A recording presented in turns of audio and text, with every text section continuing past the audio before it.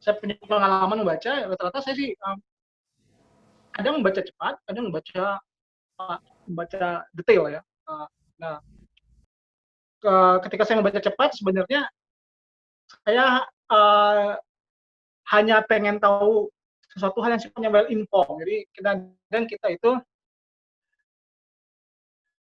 oh iya dari curiosity ya. Sorry sorry. Jadi menumbuhkan curiosity itulah kemudian yang jadi apa? Jadi penting ya. Menumbuhkan curiosity tadi. Artinya kalau orang punya rasa ingin tahu yang tinggi, maka dia akan mencari detail untuk dan asik untuk membaca. Baik itu dia membaca secara cepat maupun secara lambat ya. Misalnya gini, kadang-kadang kan kita sering berdebat tuh sama sama teman kita, kolega kita ya. Uh, Bisa berdebat di media sosial atau di Facebook ya, atau di kelas atau di apa namanya di seminar. Nah, perdebatan itu kan memunculkan apa namanya kita tak kalah tuh kalau debat. Kita nggak mau kalah kalau debat. Nah, kemudian karena kita nggak mau kalah, maka kita cari referensi yang lebih banyak dibaca. Akhirnya kita membaca banyak buku, membaca banyak jurnal, ya. Bisa kita baca secara cepat, bisa secara carefully, secara apa lambat, ya. Karena kita ingin tahu detail. Nah, kadang-kadang perdebat makanya saya sering menyuruh mahasiswa kita untuk ada forum-forum debat, forum-forum diskusi. Tujuannya tadi agar orang itu terpancing untuk curiosity-nya ya. Kalau orang nggak punya curiosity, nah itulah yang kemudian yang jadi masalah. Orang akhirnya nggak punya motivasi baca, orang akhirnya nggak tertarik untuk melakukan download buku atau download jurnal karena dia nggak punya rasa penasaran terhadap sesuatu hal ya. Misalnya hari ini misalnya ada fenomena saya misalnya ingin perdebatan antara uh, yang pro lockdown atau tidak lockdown ya kan, antara herd immunity dan non herd immunity ya, itu kan tema-tema yang menarik di Facebook dan kita bisa baca itu akhirnya kita asik, dan ketika kita asik dengan tema itu maka kita bisa ingin mencari informasi sebanyak-banyaknya atau kita ingin mencari detail. Nah kalau kita ingin mencari informasi sebanyak-banyaknya maka kita melakukan bacaan yang sifatnya cepat. Nah, bagaimana triks dan tips membaca cepat itu? Ya, kalau kita sudah tahu tujuan kita adalah untuk memuaskan rasa ingin tahu kita, ya, maka ada beberapa trik sebenarnya ketika kita ingin membaca cepat. Ya. Dan perlu diingat bahwa tujuan membaca cepat hanya sekedar well info, ya, well info. Hanya ingin ada tahu perkembangan perkembangan ilmu pengetahuan. Jadi dia tidak ingin tahu secara detail, tapi dia ingin tahu bagaimana trennya. Kayak kita lihat misalnya kayak gini lah. Kalau di dunia busana atau dunia mode itu kan ada mode terbaru apa. Kalau ibu-ibu mungkin senang sekali dengan makeup model terbaru bagaimana. Nah, membaca cepat itu ibarat kita ingin mengetahui bagaimana tren bacaan orang di dunia. Nah, kalau kita udah tahu trennya ya sudah gitu kan. Nah, tapi kalau kita ingin melakukan riset, melakukan literatur review misalnya, maka kita perlu untuk membaca secara detail. Tapi sebelum baca detail kita juga harus baca cepat dulu. Kita ingin mencari informasi sebanyak-banyaknya. Nah, tips yang pertama adalah kita harus mengetahui apa backgroundnya, ya, konteksnya dari bacaan itu. Itu yang penting. Ya. Gus Dur itu pernah bercanda bahwa dia kalau Amin Rais itu kata dia baca buku itu cuma sekedar baca pendahuluannya saja. Kalau Gus Dur itu dibilang baca judulnya udah tahu isi bukunya. Nah ini kan menarik. Itu Gus Dur itu tahu isi buku dari baca judulnya saja, ya, dan judulnya mungkin pengarang. Kalau kalau Amin Rais itu dibilang cuma baca buku dari sekedar pendahuluan ya sudah selesai tahu isi bukunya. Nah bagaimana itu bisa terjadi? Nah itu yang penting. Ya. Bagaimana kita bisa tahu konteks sehingga kita tahu bahwa buku ini isinya apa. Jadi kita nggak butuh baca detail. Nah, untuk mengerti konteks itulah yang kemudian menurut saya penting. Kebanyakan dari kita itu membaca buku itu seperti orang buta melihat gajah. Ya. Orang buta melihat gajah itu ketika dia megang kakinya, dibilang gajah itu panjang, benang belalainya panjang, kalau benang kupingnya lebar. Nah, jadi dia nggak tahu konteksnya, dia nggak tahu bagaimana epistemologi ilmu itu, epistemologi sebuah bacaan. Saya mencontoh misalnya, kalau ada orang misalnya baca buku sesuatu, ya, dia tahu misalnya kita ambil contoh misalnya di di dunia itu, kita ambil tadi di penulis Indonesia aja ya, penulis Indonesia misalnya, uh, ketika yang nulis misalnya seorang seorang ilmuwan seperti misalnya ekonom misalnya, orang yang bernama misalnya ekonom yang terkenal misalnya, contoh Khatib Basri misalnya. Khatib Basri ya, jangan Khatib Basri lah, kelompok ekonomis ya. Rizal Malarangeng misalnya, Rizal Malarangeng itu punya buku beberapa tulisan yang bagus menurut saya ya. Nah, ketika Rizal Malarangeng menulis, kita udah tahu bahwa isinya itu pasti dia akan ngomong tentang freedom, tentang neoliberalisme, pendukung liberal ya. Nah, ketika dia membuat kita baca tulisan dia, kita udah bisa tahu isinya kemana. Kita bisa menebak, oh dia ini sebenarnya ini ya.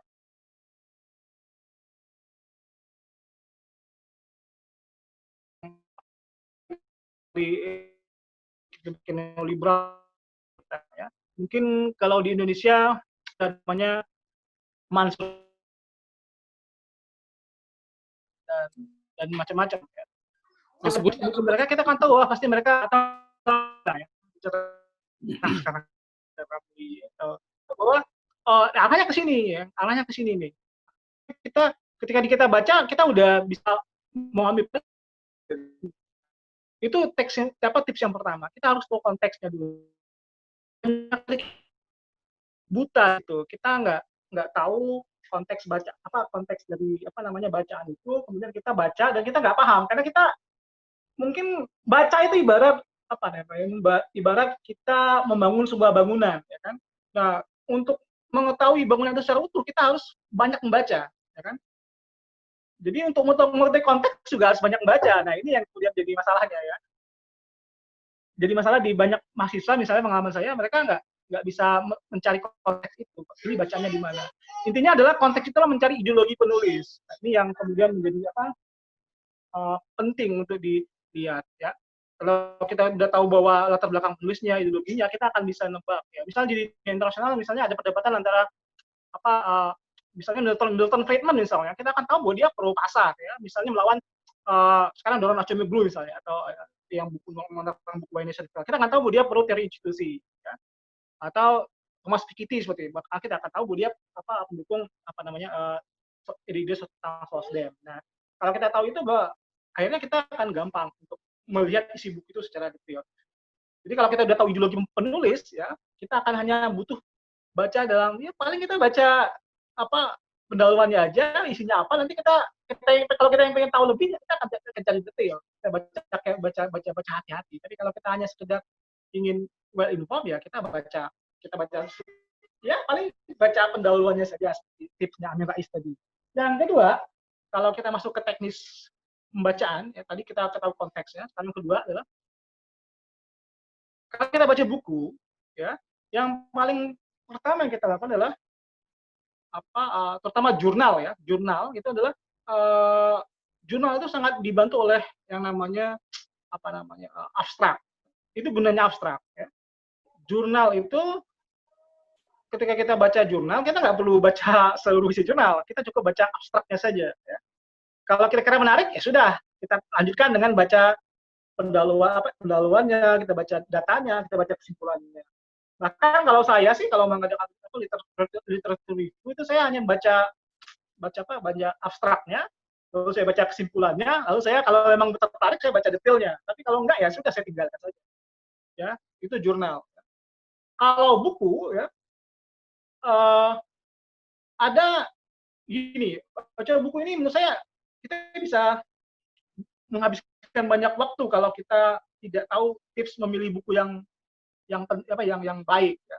Nah, kebanyakan dari kita adalah membaca satu buku-buku yang menurut saya habis ya. Sampah sebenarnya. Saya itu jarang ke Gramedia hari ini. Karena kalau saya ke Gramedia, saya melihat buku penulisnya nggak ada yang benar-benar, ya paling dikit lah. Terutama dalam ilmu sosial ya. Kalau bacaan-bacaan yang populer banyak lah, bagus. Tapi dalam keilmuan saya, misalnya politik, saya nggak lihat banyak penulis yang bagus. Nah, untuk mengetahui memilih tips buku itu ya, ini banyak orang hukum. Kalau orang hukum itu silakan buka websitenya London School of Economic and Political Science. Saya nggak bisa sharing di sini ya. Di apa kalau kalian kalau bisa buka websitenya London School of Economic and Political Science, ya, dia punya website dan dia mengasih apa reading list, apa kira-kira buku apa yang penting dibaca dalam ranah ilmu hukum. Ya, saya ambil contoh di website saya. Ya. Law hukum ya, banyak orang. Nah di sini ada kalau kita lihat ya.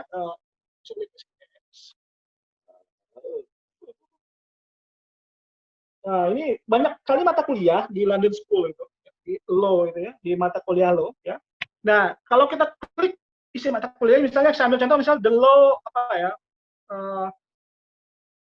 comparative constitution law misalnya, hukum konstitusi, perbandingan konstitusi misalnya. Ya.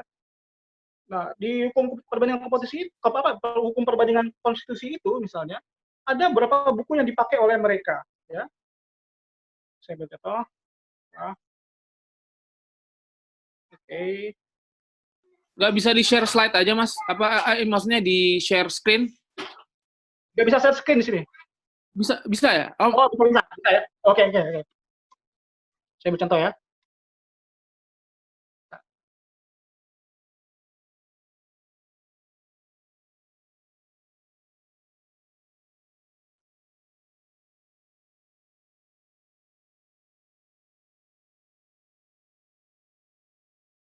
Oke. Masih kedengeran suaranya? Bill? Kedengeran, Mas. Kedengeran. Aman. Kedengeran ya? Kelihatan slide saya ya? Pak, website saya. Apa namanya? Kelihatan, Mas, slide-nya. Kelihatan ya? Oke. Nah, di sini, oke, saya ambil contoh LSE ya. London School of Economic and Political Science. Nah, ini websitenya ya. Dia punya mata-mata kuliah apa ya? Masih kedengeran ya, Dia? Kedengeran ya? Kedengeran, Mas. Slide-nya juga kelihatan. Kelihatan ya?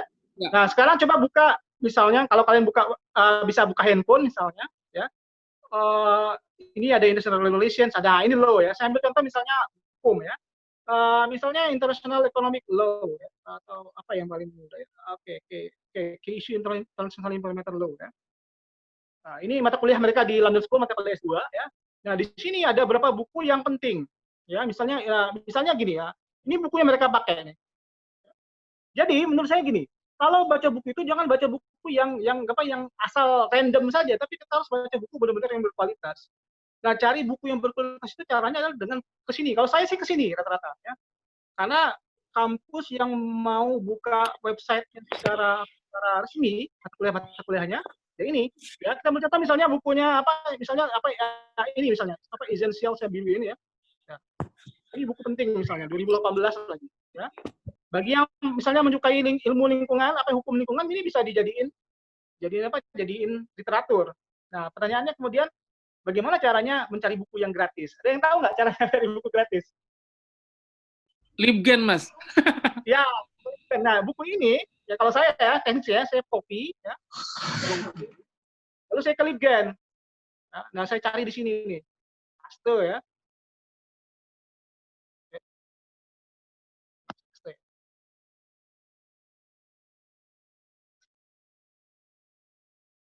Nah, di sini mungkin akan muncul buku-buku. Nggak semua buku ada sih, tapi sebenarnya.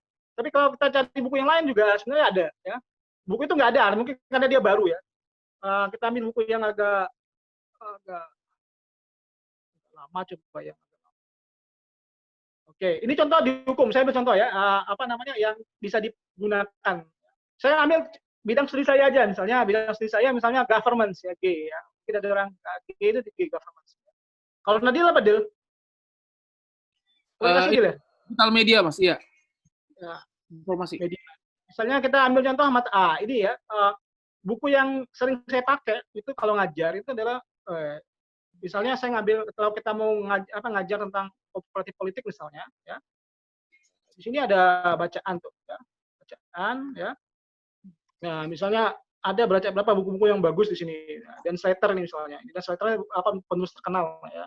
Dia penulis Amerika yang terkenal ya. Nah, misalnya kita cari aja di Libgen dan Slater, kita akan ketemu bukunya ya. Penulis ya dia ya. Ini Rusia baik banget ya ngasih ini deal. Iya nih Mas. Ya, ya termasuk saya tuh nggak pernah, saya di Inggris pun nggak pernah buka websitenya kampus, apa misalnya pustakaan kampus, malah sering ke Litgen daripada ke library-nya kampus, karena Hub itu juga kan punya Rusia tuh. ya, dan misalnya Dan Slater ya, banyak sekali bukunya. Nah, misalnya ini buku yang terkenal nih ya, Ordering Power ya, di South Asia. Ya tinggal kita buka aja. Jadi kita nggak apa, intinya adalah kita memilih buku itu adalah buku yang benar-benar apa namanya, yang benar-benar berkualitas. Nggak hanya buku yang di Indonesia banyak kali buku yang dibuat oleh orang yang sebenarnya nggak layak nulis buku, ya kan? Daripada kita baca buku yang nggak jelas gitu, mending kita baca buku yang pas. Dan kenapa saya milih London School of Economic and Political Science? Ya, karena dia adalah kampus yang paling top di dunia ya. Jadi dia nggak pelit-pelit ngasih buku apa yang dipakai oleh kampus mereka. Ya. Nah ini contoh apa? Ini websitenya ya, kalian bisa gunakan untuk mencari buku apa yang berkualitas. Nah kalau kita sudah dapat bukunya, ya, karena buku itu menurut kita penting dalam mata kuliah kita, maka mau tidak mau kita baca, ya kan? Nah, saya sih selalu baca buku detail kalau di sini ya, kalau buku di tema saya baca detail. Tapi saya juga buka misalnya mata kuliah apa jurusan lain misalnya, ya. Misalnya jurusan development ya, misalnya development history and theory and policy ya. Nah, ini contohnya ya. Saya baca ini beberapa buku yang saya baca detail. Misalnya enggak saya baca secara detail, saya baca cepat. Misalnya Amartya Sen, Development Freedom ya. Ini juga saya punya bukunya ya. Oh, ini buku penting nih, Hajun Cheng juga buku penting ya. Ini ada semua di Libgen buku ini. Ya. Dan saya baca cepat. Ya. Caranya apa? Caranya saya cuma baca pendahuluannya aja. Kira-kira isinya apa? Saya nggak care ya. Tapi kalau misalnya ada satu hal yang ketika misalnya halo? Bisa dengar? Lanjut Mas, kedengeran Mas, lanjut. Misalnya ada apa misalnya saya sering berdiskusi di grup WA misalnya dengan teman-teman alumni misalnya. Nah, ketika kita berdebat tentang sesuatu kebijakan, saya akan baca detail. Kadang-kadang awalnya saya baca secara cepat, tapi saya tahu itu isi buku itu ada isi tentang ini misalnya. Maka saya kemudian baca secara cepat. Jadi secara detail. Jadi baca cepat itu cuma kita sekedar well informed intinya. Kita tahu bahwa isi bukunya ini, dan ketika kita ada sesuatu hal yang kita misalnya ada respon dari orang, kita butuh referensi yang lebih, maka kita baca balik lagi dan kita baca secara detail. Intinya adalah well informed dan bagaimana kita tahu perkembangan tren keilmuan. Nah, kelemahan di kita kan di Indonesia pertama orang nggak tahu perkembangan tren keilmuan. Nah, ini yang jadi masalah karena kita nggak pernah baca secara cepat tadi. Ya, saya bahkan contoh misalnya sekarang di dunia lagi tren tentang populisme ya di Eropa misalnya, di Amerika juga gitu ya, populisme. Teori tentang bagaimana gerakan politik populisme di Eropa dan di Amerika, di mana misalnya di UK misalnya terjadi kekalahan dari Brexit misalnya, Brexit yang menang ya. Nah, itu ada isu populisme, isu tentang bagaimana anti imigran itu menguat di Eropa. Nggak tahu di Rusia apakah ada anti imigran, tapi saya sih nggak begitu kuat ya. Di Amerika misalnya Trump yang anti Cina misalnya. Nah, ketika saya berdiskusi dengan teman-teman sejawat di kampus misalnya, apakah kalian mengikuti perkembangan populisme misalnya, nggak banyak dosen yang ngerti tentang itu, karena memang mereka nggak pernah baca cepat tadi. Mereka nggak ikuti tren keilmuan. Nah, ini yang menurut saya jadi masalah. Jadi seperti itu. Kiat-kiatnya ya, kira-kira seperti itu. Jadi kalau dia baca kalau kita bisa tahu perkembangan well informed itu, maka kita akan punya gambaran secara umum kira-kira bangunan itu isinya apa, ya kan? Jadi yang penting itu adalah bagaimana kita bisa mengetahui, kalau ibarat pengetahuan itu ibaratnya rumah, ya, kita tuh perlu sekali untuk mengetahui rumah itu bentuk utuhnya gimana, ya. Nah, untuk mengetahui bentuk utuhnya kita perlu baca secara cepat. Nah, ketika kita sudah tahu baca secara cepat tadi, yaitu cuma baca pendahuluannya saja, ya kan, dan banyak dan fokus pada buku-buku yang berkualitas, maka kemudian kita akan dengan sendirinya ketika kita punya keperluan, kita akan baca secara detail. Mungkin itu kira-kira deal ya. Pengalaman dari saya ya. Mungkin lebih banyak ke sharing aja nanti ya daripada kita fokus ke teori-teori yang mungkin nggak relevan juga kadang-kadang karena konteks orang beda-beda ya. Itu mungkin pengalaman saya, nanti mungkin bisa yang lain juga bisa membantu untuk apa mungkin pengalaman tips atau yang lain. Ya. Oke, saya balikin lagi. Oke, terima kasih Mas Budi.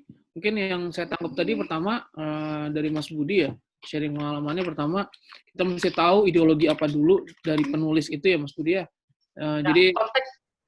iya, si misalnya apa namanya, kalau udah Marx jelas pasti kan udah sosialisme, atau enggak misalnya penganut kapitalisme, terus lebih spesifik lagi gitu penulisnya seperti apa, tinggal misalnya gaya penulisannya pasti nggak jauh ke seperti itu. Kemudian yang kedua adalah yang lebih teknis lagi, bahwa kadangkala kita butuh nulis baca cepat atau misalnya baca detail ya, tergantung konteks yang kita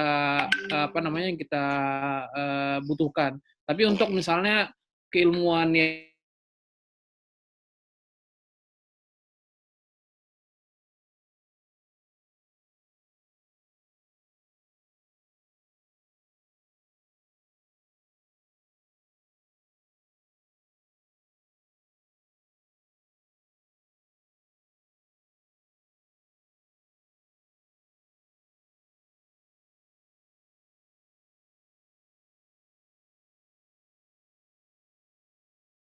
mata kuliah kita nih di Indonesia, kalau buat dosen-dosen kan kita butuh juga update mata kuliah. Kadang-kadang saya juga agak sedih juga gitu kan, mata kuliah di Indonesia buku-bukunya buku-buku yang dulu aja dan nggak berubah gitu. Akhirnya mata kuliahnya juga nggak ilmunya nggak ngikutin sesuai dengan zaman.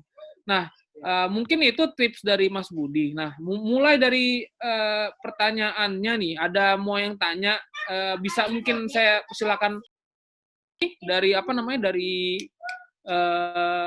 dari langsung ngomong gitu ya. Tapi yang langsung ngomong mungkin 3 pertanyaan dulu biar mungkin bisa Mas Budi langsung jawab. Ada mungkin dari chat misalnya. Nah, dari chat nih Mas ada yang nanya, Mas Budi tolong dong di-share link LSE UK-nya yang di screen tadi biar bisa masuk, dan mungkin nih kayak dosen juga nih.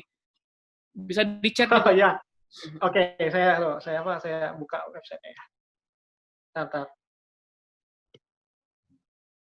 Terus ada lagi sambil Mas Budi share, ada lagi yang nanya Mas Abdul Atsar, saya bidang hukum, untuk buku dan jurnal gratis untuk kita bisa publish di Rusia. Bisa publish di Rusia. Bisa. Nanti itu komunikasi ke Mas Rohim dan kita. Itu juga kemudian bisa juga itu. Halo Mas Budi, masih di sana? Ya, saya lagi copy paste webnya ya. Terus mungkin ini Mas, tadi kan buku Mas, untuk jurnal mungkin bisa di-sharing juga Mas, gimana Mas?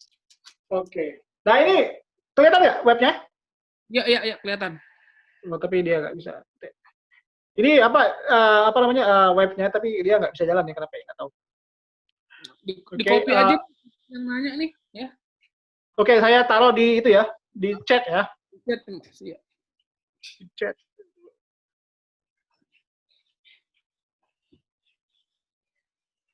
Oke, bagi yang nanya, saya taruh di chat ya.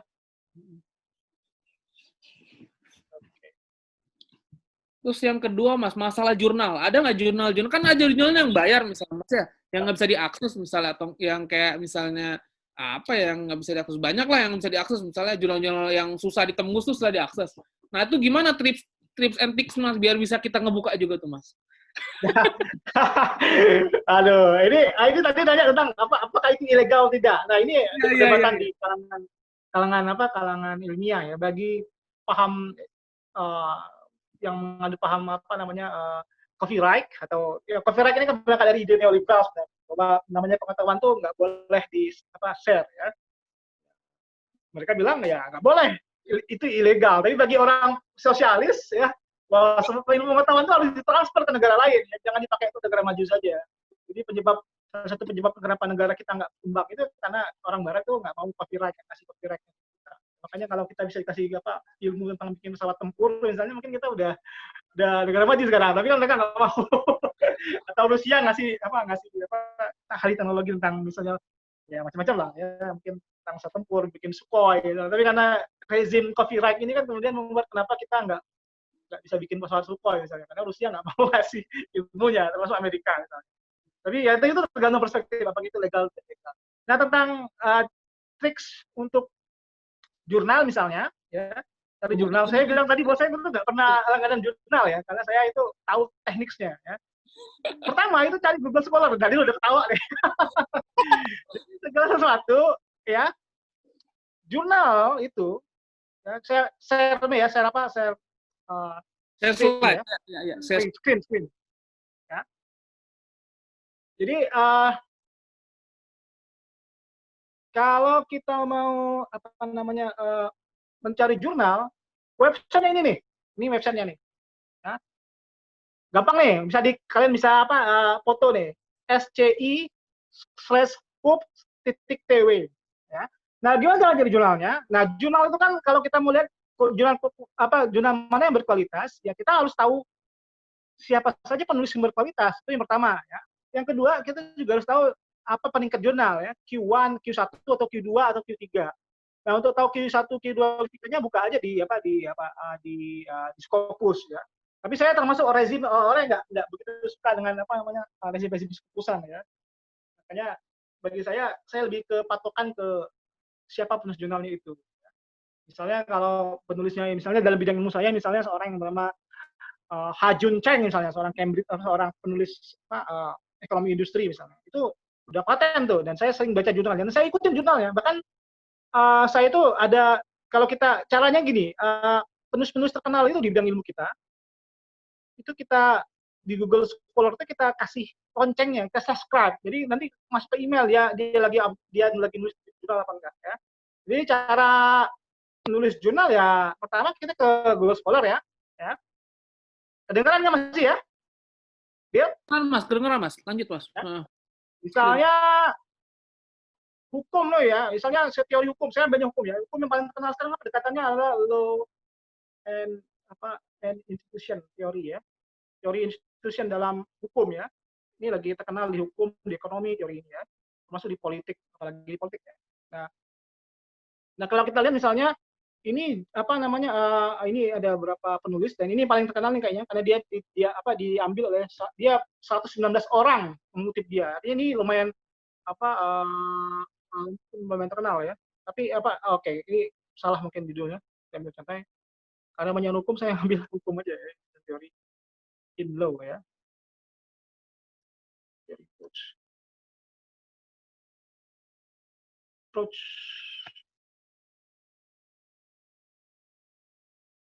in law study in law.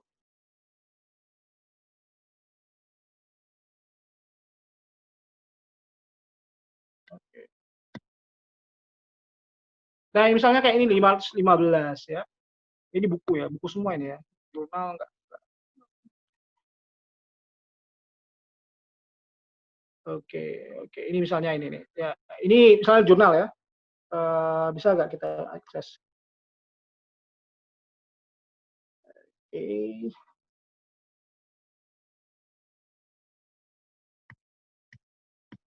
Nah, kita di sini kan jelas nih, dibilang dia nggak bisa nih kita ya, harus beli nih ya, mahal ini ya. Ya. Caranya gimana? Kita dapat jurnal ini kayak gini, ya. Daripada kita beli, kita copy aja, paste, dan kita masukin ke sini nih, ya, ke Sci-Hub ini ya. Nah, di Sci-Hub ini, oke, kemudian kita open, ya, open, ya tunggu.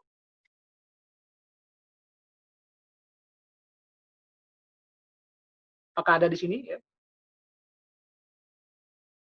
Nah, kira-kira seperti itulah ya teknisnya. Jadi kita buka di Google Scholar ya, Google Scholar ya apapun ya. Misalnya saya sih ya, di hukum ini saya nggak begitu paham ya. Coba misalnya saya misalnya penulis yang saya suka misalnya Ha Jun Cheng. Nah, misalnya ini buku yang jurnal dia ya 628 yang kutip ya. Nah, dan kita harus beli ya. Nah, kalau kita kayak gini kan harus ini harus beli nih ya. Nah, caranya ya kita kopas websitenya ini apa ya. Lalu kita masukin ke sini tadi, ke Sci-Hub tadi ya. Ini karena lama ya, kita kopas ke sini nih ya. Kita kopas di sini ya. Entry URL ini ya. enter URL. Oke, sorry.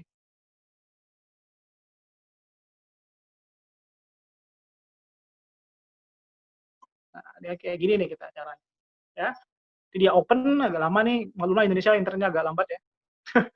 Nggak tahu di Rusia lambat apa enggak. Cepet Mas di sini Mas. Cepat ya. Nah, kemudian dapatlah kita jurnalnya. Nah, gini kan. Gampang kan? Ini jurnal Development Policy Review Q1 ini ya. Apa susah orang dapatnya. Kalau kita mau pakai jujur ya harus kampus kita harus langganan. Kalau kampus kita langganan, Unila contohnya, itu masih sibuk ngurusin infrastruktur, belum mikir ke apa namanya langganan jurnal internasional. Kalau kita nunggu bahwa secara legal, waduh, kita akan terjadi gagap ilmu pengetahuan, ya, lama kita akan menyesuaikan. Ini caranya. Ini cara yang sebenarnya ya bisa jadi memang kontroversial, tapi ya itulah yang dilakukan oleh banyak pelajar di dunia ya, termasuk di negara berkembang ya, termasuk di Indonesia. Oke, saya balik lagi. Ada lagi yang tanya? Ada lagi nih Mas yang nanya. Nih mahasiswa saya nih, Rizky Ridho nih, lagi belajar nulis juga nih. Kayak Mas dulu. Paparannya. Saya bertanya, perlu kita melanjutkan baca buku ketika bab 1 sampai bab 2 ketika kita sudah ngerti semua isinya. Nah, kadang-kadang kan orang baca kan mesti ngerasa mesti baca semuanya apa enggak, apalagi di bab-bab mana nih, mungkin tips and trick ya. Itu isi dari konten bukunya, Mas. Gitu kadang-kadang. Nah, Ridho nanya bab 1 sampai bab 2, kalau kita udah ngerti gimana? Apa kita udah nggak usah baca lagi? Apa justru di terakhir gitu? Gimana? Jadi gini, saya dulu pernah dimarahin sama dosen saya, ya, gara-gara saya itu disuruh fotokopi satu buku, ya, fotokopi satu buku. Lalu saya itu cuma fotokopi bab 1 sampai bab terakhirnya, ya, dan nggak kopi bab pendahuluannya. Salah fatal saya, dimarahin, kenapa kamu nggak kopi bab pendahuluan itu? Karena bab pendahuluan itu adalah bab atau kita sebut kata pengantar lah ya. Kalau di kita kata pengantar introduction itu adalah bab paling penting dalam sebuah buku. Jadi orang Barat tuh gini, orang Barat tuh penting. Orang Barat tuh punya teknik penulis yang luar biasa. Kalau orang Indonesia kan tulisnya muter-muter ya. Dia mau ke Metro, ke Lampung itu, tapi jalannya ke Kalianda dulu. Ya. Atau mau ke Bogor, tapi ke Ciputat dulu. Dia nggak langsung ke Bogor. Nah, orang Barat tuh punya teknik penulis yang saya juga belajar, dan saya banyak pengaruh oleh mereka. Yaitu ketika kita nulis pendahuluan, orang Barat tuh selalu menempatkan namanya tesis argumen, tesis utamanya apa. Ya. Ibarat novel, kalau novel itu kan kalau kita baca novel, pembunuhnya kan ketahuan ketika bab terakhir kan, kalau novel ya. Tapi kalau buku-buku non fiksi, orang Barat tuh selalu mengatakan put the killer in the front, jadi tempatkan pembunuh di depan. Oh, nah, jadi kalau kita sudah tahu pembunuhnya siapa, ngapain kita baca detail? Oh, pembunuhnya si A. Jadi tadi gini, kalau orang Barat tuh nulis gini. Kalau saya ambil contoh kayak apa? Kayak biar mudah ilustrasinya ya. Pembunuh ibu itu adalah si A. Di depan tulisnya, nggak di belakang. Oh, rupanya si pembunuhnya si A. Nah, kemudian yang kita ingin tahu apa? Kalau kita hanya sebatas tahu siapa pembunuhnya, sudah selesai kita baca kan. Tapi kalau kita ingin tahu kenapa si A membunuh, apa motivasinya, baru kita baca detail. Nah, karena tujuan kita hanya untuk well informed, kita punya informasi yang baik tentang apa perkembangan pengetahuan, ya kita nggak usah baca detail, kita baca cukupnya udah tahu siapa pembunuhnya, ya udah selesai gitu kan. Misalnya siapakah pelaku G30S, apakah PKI atau CIA misalnya. Kalau kita bilang, oh kata buku ini bilang PKI, ya sudah gitu kan. Tapi kenapa kemudian kalau kita ingin tahu kok PKI, mengapa PKI membunuhnya, maka kita harus baca detail, kita ingin tahu apa buktinya, kenapa apa itu terjadi. Itu contoh ya. Nah, jadi memang harus tahu apa, orang Barat itu sangat memudahkan kita untuk orang Barat terutama orang Anglo-Saxon ya, untuk membaca ya. Misalnya di jurnal misalnya dia nggak pernah menulis tesisnya ya, tesis argumennya di tengah-tengah, nggak pernah. Kalau orang kita tuh bisa jadi argumen utamanya ketahuannya pas di tengah. Nah, apalagi kalau skripsi itu ya, kalau skripsi itu dia argumen kita awal-awal skripsi itu kita nggak, ini dia mau ngomong apa sih? Oh, kesimpulannya ketahuannya pas lagi di tengah-tengah. Oh, kenapa kamu nggak tulis di depan? Jadi orang akhirnya nggak kesulitan dalam menemukan argumen buku itu. Nah, kebanyakan kita itu adalah menulisnya muter-muter dulu. Nah, orang Barat enggak. Jadi caranya adalah kita baca dulu di awalnya, ketika dia meletakkan siapa pembunuhnya itu. Jadi ingat, adigiumnya put the killer in the front. Tapi kalau novel itu kebalikannya, dia menaruh pembunuhnya itu di belakang, karena biar orang penasaran terus baca buku itu. Kalau buku ilmiah nggak seperti itu. Oke, itu dia. Jadi tergantung ini Mas ya, kebutuhannya ya. Yang paling utama adalah pengantarnya dulu harus selesai, terus kalau mau kriusnya tentang apa baru kita pilih babnya. Kita baca detil. Mungkin ini ada Mas Abdul Nasar juga nanya, maksudnya Mas kalau kita ingin nulis di jurnal Rusia, apakah ada jurnal yang tidak berbayar untuk bisa publis? Ada, nanti saya kasih tahu juga. Kebetulan saya juga jurnalnya publis di Rusia, dan bayarnya nggak mahal, kalau belum bayar cuma sekitar 700 rubel, terus 150 ribu, 150 berapa? 150 ribuan lah. Ntar kita gampang komunikasi lah Mas Abdul Nasar nih buat teman-teman di Rusia ya. Oke. Mungkin ada lagi yang mau bertanya mungkin ke Mas Budi mumpung di sini nih. Ini Mas Budian udah dijawab juga ya sama Mas Budi ya. Pak Budi mohon bertanya bagaimana membuka jurnal berbayar dan teknisnya bagaimana, terima kasih. Mungkin udah dijelasin tadi Masnya di Stihub ya. Ya, itu situs Rusia semuanya itu yang hack. Rusia semuanya. Baik, Rusia. Terus saya juga itu Mas. Di Telegram juga ada grupnya. Jadi kalau misalnya ribet di website, di Telegram tinggal masukin link Telegram keluar juga sama tuh Mas. Oh gitu ya. Stihub itu tuh. Waduh, saya juga bilang luar biasa Rusia nih. Ngerusak Anglo-Sakonnya begitu. Ya itu merusak pasar buku itu. Saya itu gini ya, saya tuh buku saya itu paling banyak sekarang adalah soft copy bentuknya. Di iPad saya itu bisa ribuan buku, ya, dan saya tiap malam baca. Ya. Dan bacanya baca cepat semua, karena kecuali ada beberapa hari ini saya baca detail karena ada masalah dengan apa, misalnya dengan ya saya lagi baca tentang apa tentang universal basic income misalnya kalau dari kebijakan publik, ya, saya baca detail itu. Tapi kalau cuma mengisi waktu luang ya saya cuma baca cepat aja. Gitu. Oh, iya. Kalau yang mau nanya langsung bisa menu raise hand ada ya. Nah terus ini juga nih Mas Budi, mungkin saya boleh bertanya juga ya Mas. Nah ini saya juga ini sebenarnya jujur Mas. Jadi materi ini terinspirasi dari setelah materi dari sebelumnya Mbak Mutia UGM juga ya, yang beliau kan sekarang udah jadi ini ya punya ini buku penerbitan buku. Oh ya. Pertanyaannya kan sebenarnya butuh baca cepat atau baca detail ya. Nah terus ini Mas, yang jadi pertanyaan itu gimana? Kan sebenarnya ada tekniknya nggak sih Mas? Speed reading kayaknya ada blitzkrieg apa yang saya pernah baca itu ada cuman baca di tengah-tengahnya, terus udah tahu ilmunya, terus kayaknya saya juga nonton di YouTube itu ada orang yang bisa ngerti berapa kata dalam misalnya satu buku dalam misalnya berapa jam gitu Mas. Nah itu logis nggak menurut Mas gitu ya? Menurut saya sih nggak logis ya, nggak logis.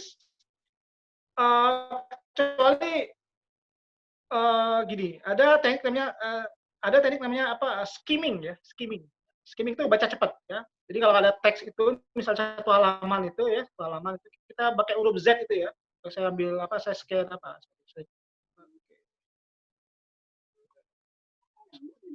Halo, gimana Mas? Halo, dengar ya? Kedengeran, lanjut. Terus? Oke. Ada namanya teknik skimming ya. Ini saya diajarin oleh guru bahasa Inggris saya ya. Guru bahasa Inggris saya itu saya dulu sebelum ke Australia sempat sempat belajar di di IALF Jakarta ya. Jadi ada namanya teknik skimming ya. Misalnya ini misalnya ini teks ya, teks buku ya. Ya ini teks. Kalau udah kita baca pendahuluannya secara kita udah ngerti pendahuluannya, kalau kita ingin misalnya baca cepat ya kita cuma tinggal skimming aja. Ya, skimming itu kayak huruf Z gini ya. Z. Ya itu ngerti tapi nggak utuh sih, tapi tetap bisa untuk mencari kesimpulan dari buku itu ya. Kesimpulannya apa ya. Kesimpulan ya. Secara cepat ya kan. Ini umumnya dipakai oleh orang-orang yang misalnya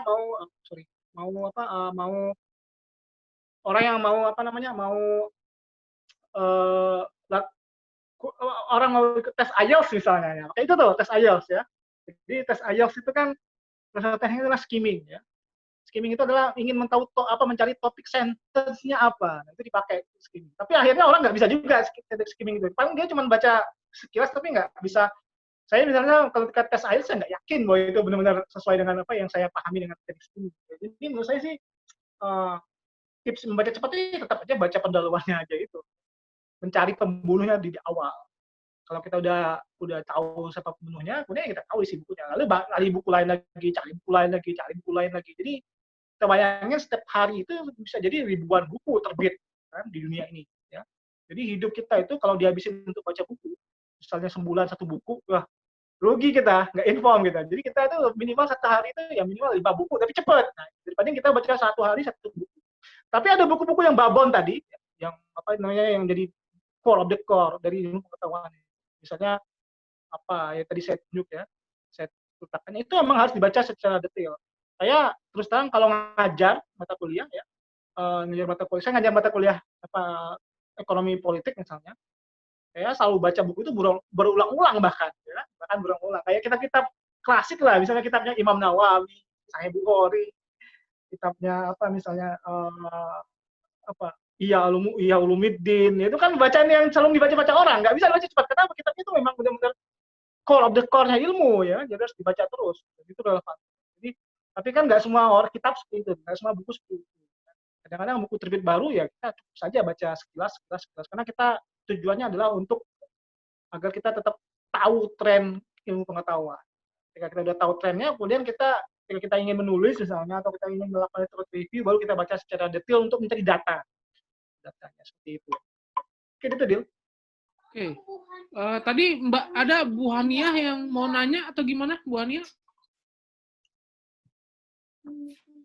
Atau ada yang mau nanya langsung juga boleh. Nggak perlu di chat gitu. Ini yang nanti tentang jurnal Rusia nanti ini ya kontak ke kita panitianya aja ya. Ada yang mau tanya langsung mungkin ke Mas Budi? Silakan.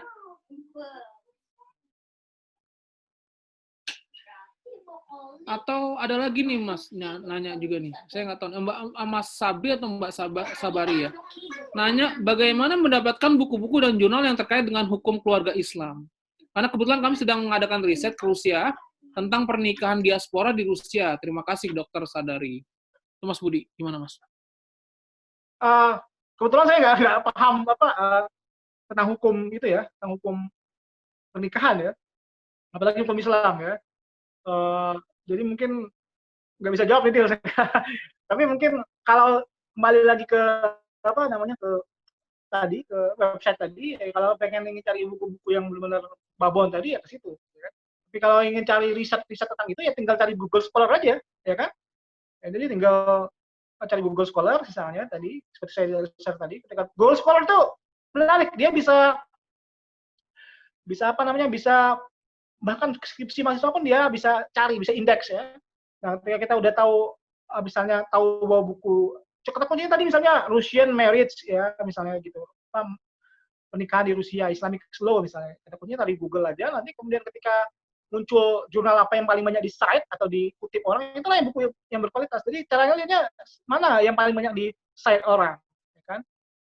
Kalau memang misalnya dia penelitian terbaru ya kita cari tahunnya misalnya tahun 2020, tapi harus lihat dulu jurnalnya apakah jurnal itu jurnal yang Q1, Q1 atau Q2 atau penulisnya terkenal apa enggak. Kan?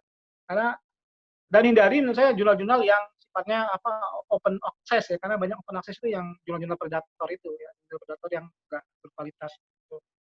Kayak gitu deh. Oke, gitu Mas Dokter Sadari. Terus ada nanya juga, nah ini sekaligus nanya tentang Mas Budi tadi mention juga tentang ini Mas Abdul Khalik media ya. Nanya tentang misalnya gimana kemampuan mengajarkan kemampuan literasi pada anak. Sebenarnya ini nyambung juga ke tadi Mas Budi ngomong. Saya kenal Mas Budi dulu bukunya banyak gitu ya. Sekarang beralih ke digital. Nah, kita nih terutama orang-orang generasi yang lagi shifting ke baca digitalnya agak susah, Mas. Nah, itu gimana kita mulai ngajarin ke anak apa ya, secara digital gitu kan, literasi digital, terus minat baca, apalagi kan agak bosan ya, Mas, kalau baca ngeliatin monitor atau apa gitu. Nah, itu gimana, Mas? Terus mungkin bisa jelasin juga trennya orang di luar negeri. Gini, orang-orang tua di luar negeri itu, di Inggris itu luar biasa tuh. Apa namanya di Australia, di Inggris tuh kalau saya ke rumah orang-orang asli sana, teman-teman saya yang orang yang udah tua-tua ya, itu memang luar biasa bukunya. Jadi mereka baca memang masih sifatnya buku. Nah, ini bedanya dengan generasi milenial atau generasi Z ya. Tapi teman-teman saya yang generasi angkatan saya dan ke bawah itu bacanya Kindle. Kindle atau iPad ya. Kindle itu jadi menu wajib bagi mahasiswa asing di sana yang generasi muda. Jadi kalau untuk anak-anak menurut saya difasilitasi saja. Ya. Jadi jangan sampai maksa anak, tapi nggak pernah memfasilitasi anak belajar atau baca buku. Anak saya misalnya saya fasilitasi dengan iPad. Ya. Di iPad itu dia bisa baca buku dan saya download buku-buku yang berkualitas. Ya. Jadi zaman sekarang enak banget ya dibanding zaman saya. Anak saya tuh bahkan lebih tahu tentang cancer karena dia tuh suka dengan cancer ya ketimbang saya. Jadi dia belajar dari web-web yang isinya pengetahuan, dia juga belajar tentang juga belajar dari buku-buku ya. Intinya adalah fasilitasi anak itu dengan iPad. Tapi kan kadang-kadang gini, anak-anak itu kan ada tipe-tipenya, ada tipe-tipe yang nggak suka jadi yang nggak punya curiosity-nya nggak ke buku, tapi misalnya ke hal-hal sifatnya teknis, misalnya cara menggambar, cara memperbaiki hal teknis, misalnya memperbaiki komputer kayak gitu-gitu. Atau bahkan game. Nah, ini jadi masalah game. Nah, menurut saya karena nggak semua anak itu yang punya minat akademik, ya kita harus tahu bakat anak kita kemana. Ya. Kalau bakatnya misalnya ke hal yang sifatnya teknis, ya kita arahkan ke situ. Misalnya banyak buku, misalnya ada dosen saya di UGM itu yang anaknya itu nggak sama sekali akademis, anaknya sukanya masak, mau jadi chef, ya kan. Jadi dia fasilitasi dengan cara membeli buku-buku tentang masakan, chef, ya kan, cara membuat cara membuat baking kayak gitu-gitu. Jadi kita nggak bisa maksain anak, karena anak itu punya bakat masing-masing. Ya, kebetulan anak saya yang pertama itu bakatnya adalah di science ya, di alam ya. Yang kedua itu bakatnya matematika dan menggambar. Jadi dia tiap hari kerjanya cuma lihat contoh-contoh gambar yang baik, gimana cara cara teknik menggambar. Jadi itu ditonton. Dan sekarang ini media belajar kan tidak hanya buku, ya, ada YouTube, ya, ada web, ya, ada yang tahu Khan Academy nggak? Khan Academy itu salah satu web yang penting untuk anak ya. Saya juga banyak baca. Ya, jadi anak saya itu banyak baca karena nonton Khan Academy itu ya. Khan Academy itu kalau bapak-bapak ibu-ibu punya handphone bisa diinstal tuh punya Salman Khan dia seorang alumni Harvard dan MIT, dia ngasih kayak ruang guru tapi nggak bayar ya. Ruang guru gratis, kayak ruang gurunya Amerika itu nggak bayar, kalau kita bayar. Dan itu yang ngajar Khan sendiri, Salman Khan sendiri ya, dia alumni. Bayangin anak SD kayak anak saya diajarin sama orang alumni Harvard, kan luar biasa. Ya, gitu. Oke, jadi memang nggak harus baca buku, bisa nonton Khan Academy itu menurut saya. Bahkan anak saya yang kecil-kecil itu belajar bacanya dari Khan Academy, Khan Kids ya. Jadi baca itu dari Khan Kids. Ini memang luar biasa zaman sekarang dibanding zaman saya dulu ya. Begitu. Oke, mungkin ada yang mau tanya atau enggak saya lanjut lagi di kolom pertanyaan. Dari Mas Jerry Maratis nih nanya, bagaimana cara menimbulkan rasa ingin tahu dan berpikir kritis sehingga minat baca buku meningkat? Nah, saya juga ngerasain nih Mas, kebetulan di Moskow juga. Jadi anak-anak muda di sini tuh kemana-mana bawanya buku. Mungkin Mas Budi juga ngerasain gitu ya.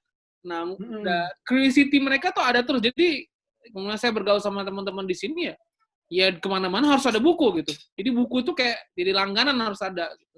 Nah, gimana nih anak nih biar jadi punya curiosity-nya untuk meningkatkan baca buku nih, mungkin buat kita juga nih yang punya anak lagi usia-usia kecil, biar bisa kita juga pola asuhnya gitu kan, pengen banget nih biar dari kecil udah seneng baca buku tuh Mas. Gimana tuh Mas? Jadi gini, ada salah dalam pendidikan kita. Ya. Literasi kita tuh rendah di Indonesia itu. Ya. Dan ini masalah yang mengakar sebenarnya dari pendidikan dasar. Ya. Saya sering bilang bahwa kalau orang itu hidup dari keluarga yang miskin dan bapaknya itu tamat SD, anaknya pasti akan miskin dan pendidikannya juga akan rendah. Besar kemungkinan seperti itu. Dan untuk merubah itu kan harus ada pendidikan yang setara, fasilitas pendidikan yang baik, sehingga semua orang punya akses yang sama. Nah di kita tuh nggak ada kayak gitu. Ya. Kemudian akibatnya gitu, banyak orang yang kemudian curiosity-nya itu atau bakatnya itu nggak teridentifikasi oleh sistem pendidikan kita. Ya, ini masalahnya. Misalnya sistem pendidikan kita itu selalu mengatakan bahwa orang yang jago matematika adalah yang paling pintar. Padahal kan nggak semua seperti itu. Ada orang-orang yang bakatnya mungkin dari bidang olahraga, kinestetik ya, bisa jadi ke apa misalnya dalam verbal linguistiknya. Nah, untuk mengidentifikasi bakat tuh orang nggak apa nggak ter, nggak ter, apa nggak ter, ter apa nggak ter, ter apa istilahnya tercover di kita ya. Di kita nggak tercover seperti itu. Banyak orang yang bakatnya mungkin di apa di ilmu politik ya kan, tapi karena ibunya pengen anaknya jadi insinyur disuruh masuk kuliah teknik, akibatnya dia nggak punya posisi, mati apa potensinya mati ya. Jadi saya menemukan mahasiswa yang sebenarnya bakatnya di mana, misalnya bakatnya tuh di apa namanya ilmu apa seni misalnya, disuruh ibunya jadi PNS lalu masuk jurusan pemerintahan. Kalau kayak gitu kan kita pasti mati curiosity-nya, nggak akan ada curiosity di situ. Dia nggak tertarik. Ya. Padahal anak itu kan every child is special. Ya. Setiap anak itu punya bakat. Allah tuh maha adil Tuhan ya. Bahwa setiap orang tuh pasti dikasih rezeki bakat. Ya. Ada anak itu yang bodoh itu nggak ada. Nah kemudian bagaimana orang tuanya itu mengidentifikasi bakat anak itu di mana. Kalau dia punya sesuatu yang bakat, maka dia akan menghabiskan waktunya untuk baca, untuk mengerti tentang itu. Ya kan? Saya misalnya bakatnya senang banget dengan sosial, dengan sejarah. Saya bisa menghabiskan waktu luar biasa untuk baca sejarah secara detail. Nah, yang kemudian banyak terjadi adalah orang yang curiosity-nya udah dimatikan oleh sistem pendidikan kita, ya kan? Ya, jadi bakatnya di seni tapi nggak pernah difasilitasi main gitar, bakatnya di verbal linguistik tapi nggak pernah difasilitasi dalam misalnya dalam lab bahasa atau kemampuan debat atau yang macam atau menulis ya. Misalnya kemampuan menulis saja di kita itu kan pendidikan bahasa Indonesia kita kan lebih banyak ke tata bahasa ketimbang kemampuan untuk menulis kritis, membaca apa, nulis kritis, nulis akademik. Bahkan kalau saya ke kampus saya itu, banyak mahasiswa nggak bisa nulis karena di pelajaran bahasa Indonesianya itu kebanyakan tentang subjek, predikat, objek ketimbang pelajaran-pelajaran yang sifatnya bahasa. Sifatnya apa mengarang atau membaca seperti itu. Oke, oke. Ini ada yang sharing nih, Zoom. Ya, Mbak Farah nih, tolong dimatiin sharing view-nya nih. Mama. Terus lagi mungkin yang mau bertanya. Ini ada yang nanya nih, Mas Abdul Khalid juga media nih. Apakah benar cepat dan dalam membaca maka akan cepat lupanya juga dan pemahamannya akan menurun? Nah ini masalah juga nih, baca habis itu lupa lagi. Gini, saya termasuk orang nggak pernah lupa. Orang mungkin kelebihan saya adalah dalam memori apa istilahnya semantik memorinya bagus ya, ada namanya istilahnya semantik memori. Jadi orang itu ada macam-macam memori ya, ada memori itu kan maha adil saya bilang ya. Ada orang yang bagus dalam memori bagaimana hal yang sifatnya ini, bagaimana how to, bagaimana cara. Masih dengar kan ya? Ini dengar mas. Jadi kalau orang punya bakat ya, yang kayak seperti saya yang punya bakat semantik memori, ya saya akan mudah menghafal. Tapi bagi orang yang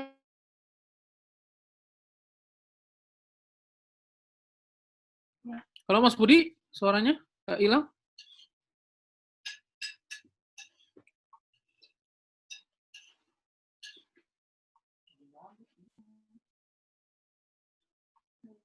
Mas Budi, mungkin sambil nunggu, kayaknya sinyal lagi lost ya.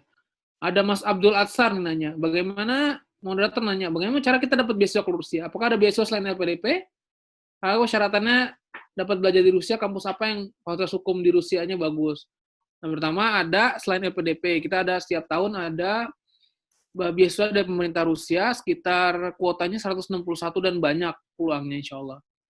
Terus syaratnya nggak susah lah sebenarnya, paling yang penting lolos interview dan lain sebagainya. Tapi sebagai informasi, beasiswa kita nih parsial, jadi cuman study sama tempat tinggalnya aja gratis, tapi living cost-nya nggak bayar. Terus kampus hukum di Rusia, banyak Pak.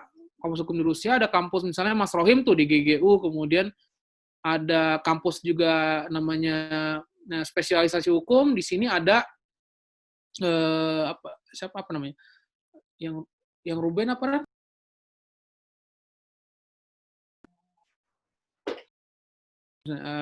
Kampus hukum nanti bisa dicari juga sebenarnya di Rosianda Study gitu ya, banyak sebenarnya. Oke, sorry. Lanjut Mas ya. Ya, jadi tadi saya ya sampai ke ini semantik memori. Nah, ada orang yang tidak dianugerahi semantik memori itu, dia lebih ke ini ilmu otak ya. lebih ke apa namanya disebut dengan how to memory ya, bagaimana cara membuat sesuatu. Jadi, makanya orang itu makanya ke teknis. Dia nggak bakal bakat di membaca. Ya. Dia bakatnya bagaimana cara bikin, misalnya bikin mobil, bikin kue, bikin apa. Dan itu memorinya cepat banget. Tapi kalau baca dia nggak kuat. Nah, itulah yang kemudian menurut saya jadi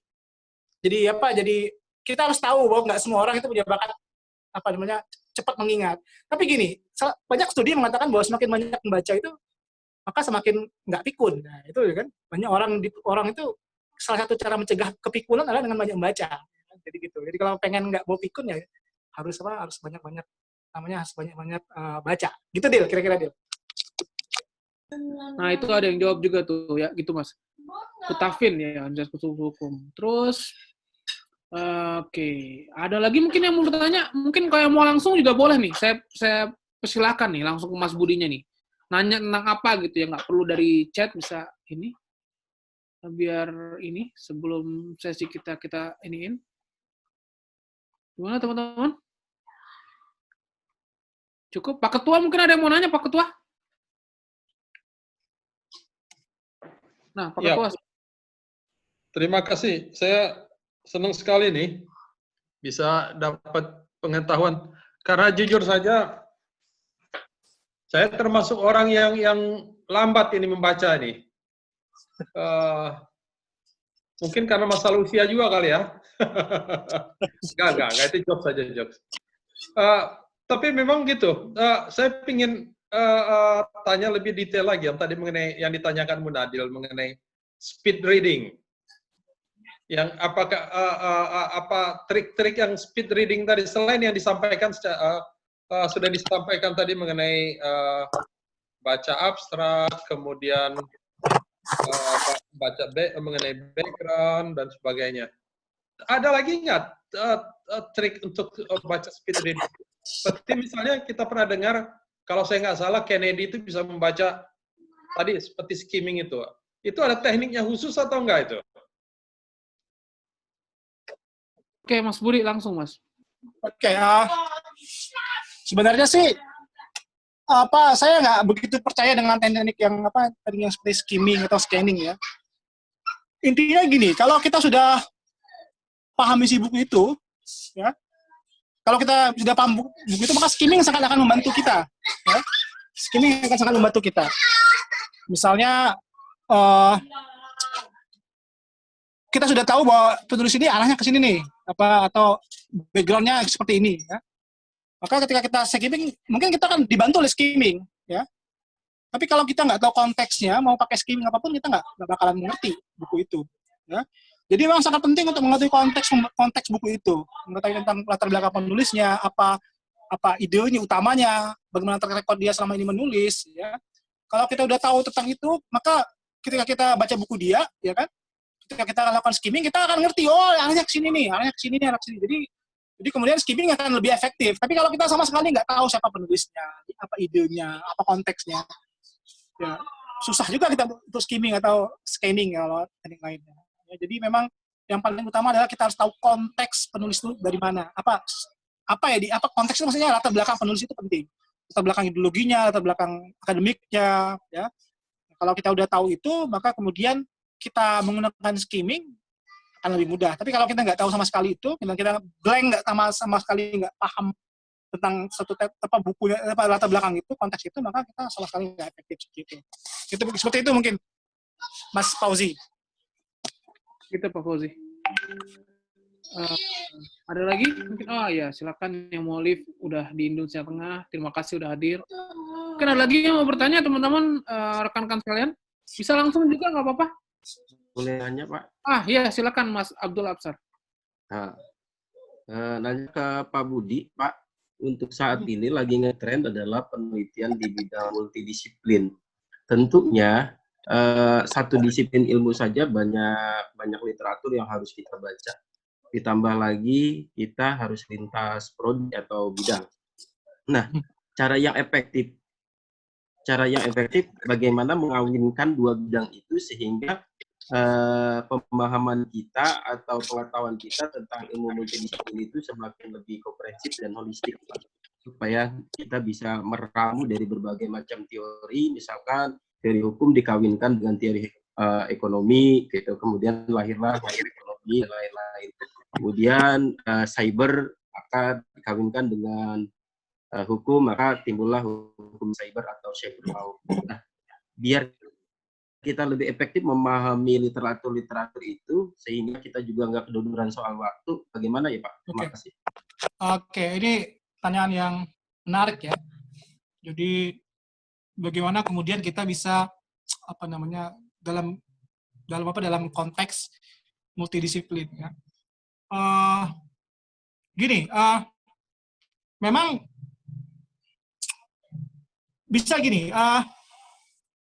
Kalau kita tuh nggak mungkin menguasai banyak banyak ilmu ya. Karena kalau kita kita PhD atau kita doktoral atau mahasiswa yang sifatnya udah masuk ke keahlian misalnya, pasti akan fokus ya kan. Tapi nah ini bedanya. Saya mengibarkan antara antara objek ilmu pengetahuan dan alat analisa ya, objek dan alat analisa. Objek itu misalnya kalau kita membelah kue gitu ya, membelah kue atau membelah kue itu ya, kuenya itu fokus objek ilmuwan kita ya. Tapi pendekatannya pisau untuk membelah kue itu bisa macam-macam, bisa pisau tajam, bisa pisau gerigi-gerigian atau pisau apa ya. Nah, itu yang dimaksud dengan multidisiplin sebenarnya. Bukan kita kemudian menguasai banyak topik, tapi kita akhirnya kehilangan fokus kita di mana. Nah, misalnya saya gini, contoh misalnya saya fokusnya ke teori institusi dalam politik misalnya. Teori institusi sendiri berasal dari ilmu ekonomi awalnya, ya kan?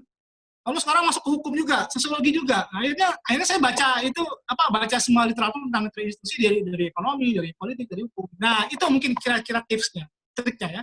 Jadi kita misalnya tentang cyber misalnya, hukum cyber law kan udah jelas tuh kuenya cyber, ya kan? Cyber tuh kuenya, ya kan? Tapi kan pendekatan untuk melihat cyber tuh pisaunya bisa pakai pisau gergaji, bisa pakai pisau tajam, bisa pakai pisau panjang, bisa pakai pedang, macam-macam kan bedah kue itu. Nah, kemudian kita baca itu adalah pisaunya, bukan pisau. Kalau kita ingin tahu bagaimana ilmu lain, maka kita itu hanya sekedar alatnya aja, pisaunya tadi ya. Ibarat gini ya, contoh lagi misalnya gini yang paling gampang. Kalau kita ingin mecahin telur itu kira-kira kita harus pakai palu atau pakai yang lembut saja, ya kan? Ya, pasti kita akan jawab nggak cocok lah kalau kita mecah telur pakai palu misalnya, bisa muncrat kan, nah gitu.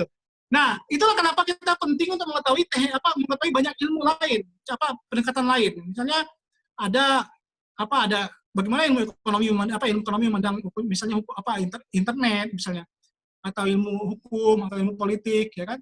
Agar kita tahu kira-kira kalau mukul ini atau kira-kira menganalisa tentang ini itu pakai pisau analisa yang mana. Nah, seperti itu.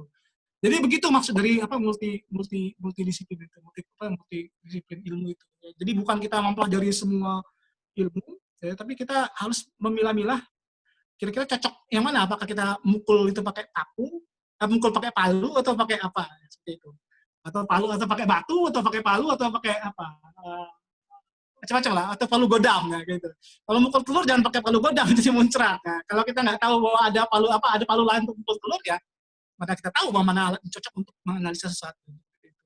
Itu ya kira-kira. Analogi sederhananya. Gimana Mas Abdul Atsar? Apa ada yang mau ditambah lagi atau cukup? Jadi kalau seperti itu pendekatannya saja ya Pak yang dibedakan, karena lebih condong kepada metodologinya kalau seperti itu ya. Ya, metodologinya, ya. Cara pandangnya, ya kan? Iya. Dalam satu objek yang sama, misalnya objeknya tadi misalnya kaliannya Bapak misalnya di apa tadi Pak, di hukum internasional kali ya. Hah? Di hukum ekonomi. Ya, hukum ekonomi. Jadi kita kan belajar ekonomi dalam perspektif hukum misalnya. Belajar ekonomi dari perspektif politik misalnya, seperti itu. Jadi biar ilmunya klop. Jadi memang kelemahan kita hari ini adalah ya, kita itu ibarat kacamata kuda. Nah, itulah kelemahan kita hari ini. Iya, ya? betul. Jadi banyak orang itu mukul sesuatu itu pokoknya apapun dipukul pakai palu godam. Nah, itu salah ya. Makanya kebijakan kita banyak salah itu gitu. Ya semua kebijakan pokoknya palu godam. Padahal yang dipukul itu bisa jadi telur, bisa jadi paku, ya. Bisa jadi batu, bisa jadi es, ya kan. Tapi semuanya pakai palu godam. Ya. Kalau mukulnya paku dinding ya harus pakai palu godam. Tapi kalau mukul es ya jangan pakai palu godam, ya, pakai palu yang lain. Atau mukul telur ya jangan pakai palu godam. Nah, kalau kita nggak semua rata, kacamata kuda semuanya palu godam. Nah, ini yang kemudian kenapa kita butuh multidisiplin ya. Untuk mengetahui palu godam, mengetahui palu ini, palu itu, ya, atau pisau analisa yang lain, ya itu kita butuh piknik ke cabang ilmu yang lain. Mungkin gitu, Mas.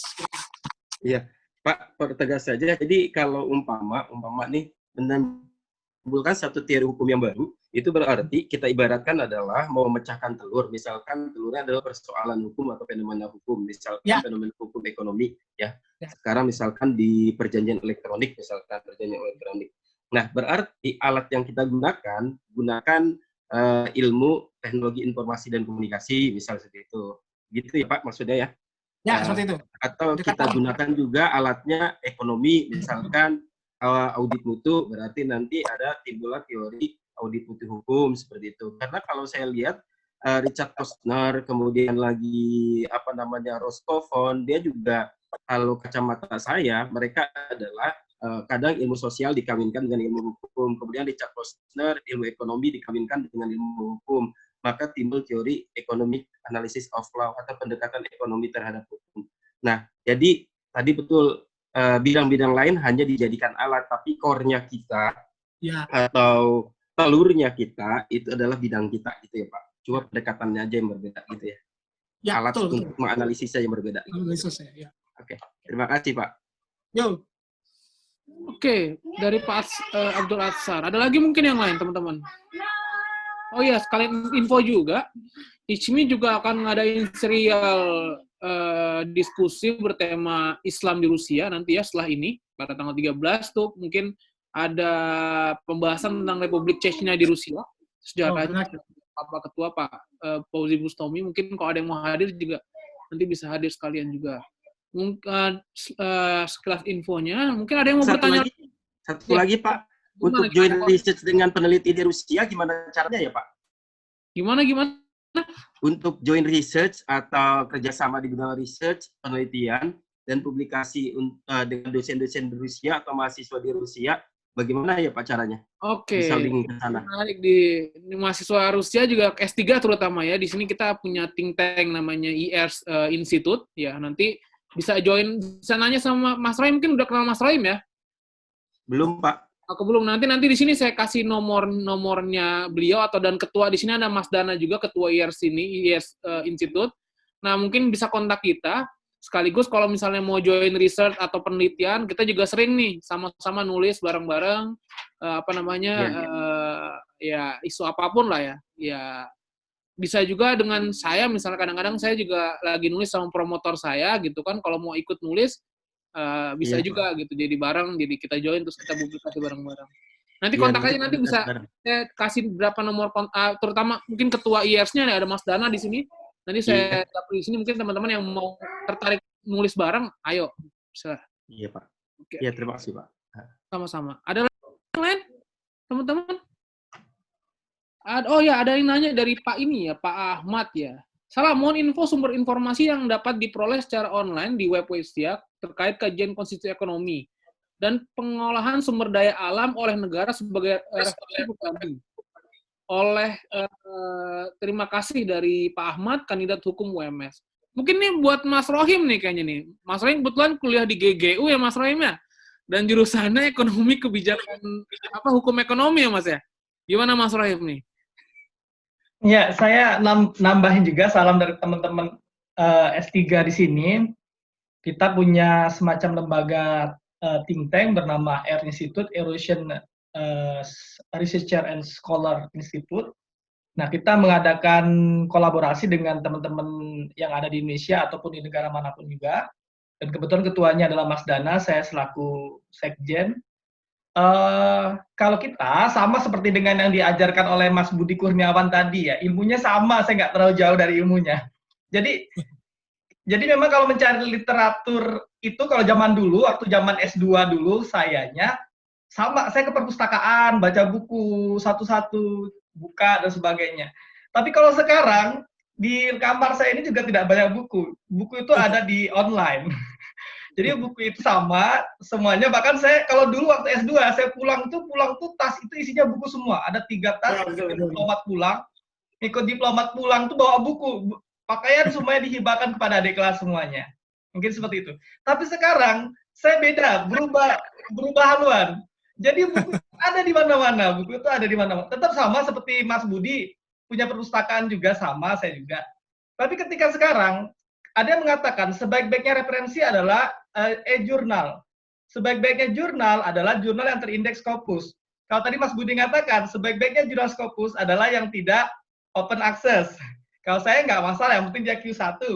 Yang penting gratis, malah kalau beli malah nggak mau saya. Jadi referensi apapun yang berkaitan dengan misalnya, saya kajian tentang konstitusi juga. Konstitusi saya membahas tentang parlemen di Rusia. Nah itu referensinya saya selain nantinya akan interview ke para parlemen di sini untuk wawancaranya ya. Tapi semua referensi itu saya baca dari jurnal-jurnal. Jadi sama rumusnya SCI Hub untuk membongkar gratis itu. Karena juga halal itu Mas Budi ya. Kemudian juga saya juga pakai namanya Google Scholar, kemudian juga buka jurnal, kemudian Simago saya bongkar-bongkar untuk kemudian membuka referensi itu. Kalau buku-buku di gratis saya pakai PDL Drive, itu bisa download. Cuman kan kalau itu kan banyak bukunya, asalnya susah. Jadi kalau nyari kata kunci seperti itu Mas Abdul Asar. Jadi sebenarnya nggak tahu, tapi kalau untuk yang saya belum punya juga ilmunya itu yang dari Mas Bur hari ini berkaitan dengan bagaimana membaca cepat tadi ya, itu memang harus belajar dan harus memahami dulu baru bisa memahami. Ya. Itu dari saya Mas Munadil tanggapannya. Tapi kalau saya boleh bertanya ke Mas Budi, kalau ada hal lain yang berkenaan dengan rahasia apa yang kuncinya bagaimana kiat misalnya menulis cepat atau mungkin membaca cepat yang lain yang bisa disampaikan kepada kita ya kami minta juga Mas Budi kalau bisa apa tuh dapurnya dibongkar ke sini misalnya. Terima kasih Mas. Terutama analisanya Mas, yang susah kan analisanya nih. Mas Budi kemarin tulisannya viral kalau boleh tahu teman-teman di Twitter dan di mana-mana tulisan Facebooknya viral sampai di retweet banyak ini anggota dewan nih. Nah gimana caranya? Dalam menulis kan itu agak susah tuh. Oke, jadi gini, saya itu memang alhamdulillah ya, memang dianugerahi apa namanya? Saya itu lemah dalam matematika. Jadi saya cerita dulu ya. Saya itu kalau matematika itu dulu sangat luar biasa, sangat kalau belajar matematika di sekolah itu dulu saya itu rasanya kayak udah panas dalam gitu. Tapi kelebihan ya Tuhan ngasih saya kelebihan dalam menulis. Ya, jadi kemampuan verbal linguistik saya itu kalau pakai tes kompetensi akademik itu luar biasa ya. Jadi bagaimana saya bisa meyakinkan orang, bisa menulis dengan baik. Ya. Bahkan kalau suruh ngarang saya itu kalau dulu ada lomba ngarang saya paling cepat nulis ngarangnya. Jadi gini, memang menulis itu adalah nutrisinya adalah membaca. Ya, jadi kalau kita nggak baca nggak bisa nulis. Karena nutrisi nulis itu adalah baca, ya kan? Nah, kemudian kan itu sangat pautnya berhubungan. Ya kan? Semakin kita banyak baca, maka tulisan kita semakin berbobot. Tapi memang ada teknik menulis yang saya dapat dari Australia, utamanya dari ANU, yang sifatnya ini berpikir logis dan kritis itu penting. Ya. Jadi critical thinking orang Indonesia itu memang agak-agak lemah, karena memang kita nggak dibekal di pendidikan kita. Beda dengan orang-orang yang hidup dengan orang-orang Barat. Nah, untuk melatih itu memang nggak gampang ya. Saya sendiri belajar sampai 1 semester tentang critical thinking. Jadi bagaimana cara kita menjustifikasi tulisan orang, menganalisa dia. Nah, ada namanya website ya yang bagus ya. Kalau kalian namanya Manchester Phrase Bank. Ada yang tahu nggak tuh? Tahu nggak? Tahu nih Bang, nih perlu tahu nih. Dibuka dong Bang, di share di Google. Di Google aja, coba cari Google Manchester Phrase bahasa Indonesia itu, Phrase Bank. Ya. Nah, di situ dia ngasih semacam teknik-teknik bagaimana kita misalnya menulis introduction, menulis pembukaan, menulis apa namanya bagaimana kita mensupportin argumen kita gimana, bagaimana kita melakukan kritik ya. Saya ambil contoh misalnya kayak kita buka Ini ya Bang ya? sorry. Linknya coba lihat. Mana? Benar nggak? Mana? Frase Bank. Manchester.ac.uk, benar? Iya, coba. Ada Google nggak Manchester Frase Ya Bank? ini Di Google aja. Saya kirim di ini nih, di apa di mana Di share. di share. Coba lihat, benar nggak Bang? Coba, aku nggak lihat. Aku belum lihat, Dil. Coba kamu tulis share. Ini Bang, share lagi ya. Yang kedua nih Bang, di chatnya Bang ya, coba lihat di chatnya Bang. Ah ya, itu betul. Oke. Itu ya. Itulah website apa namanya? Ya itu. Nah di situ ada kata being cautious, being critical. Coba diklik being critical misalnya. Coba klik being critical. Being critical ya, Bang. Oke. Yang oke. Yang atas, bawahnya. Yang atas ya. Ah, iya, Oke. bawahnya lagi. Ah, iya. Ya, bawahnya coba. Nah itu kan misalnya bagaimana kita mengkritik apa namanya studi-studi sebelumnya. Coba buka highlight ini. Oke. Buka yang ini, yang highlight ini di quiz. Itu. Nah itu ada kata-kata template yang kalian bisa pakai. Jadi gitu. Misalnya previous study of titik apa gitu, have not deal with apa. Jadi ini ada kata-kata yang apa namanya yang bisa kita pakai untuk apa namanya untuk Jurnal ya, penulisan. Oh, ini teknik Ya. ini ya. Oh, dia udah ya ngasih kata contohnya dia, ya kan? Jadi misalnya dalam literature review misalnya, kita kan setelah kita menulis pendapat orang kan, misalnya si A ngomong apa misalnya, lalu kita kan kritik dia. Kita nggak boleh dong cuman kayak swalayan dalam literature review ya. Cuman katanya si A, katanya si B, katanya si C. Tapi kita juga harus mengkritik itu apa kelemahannya. Kita bisa kata-kata ini ya. Misalnya previous study of X ya, have not deal with apa. Kita harus tahu apa kelemahannya. Dan itu kan perlu critical thinking ya.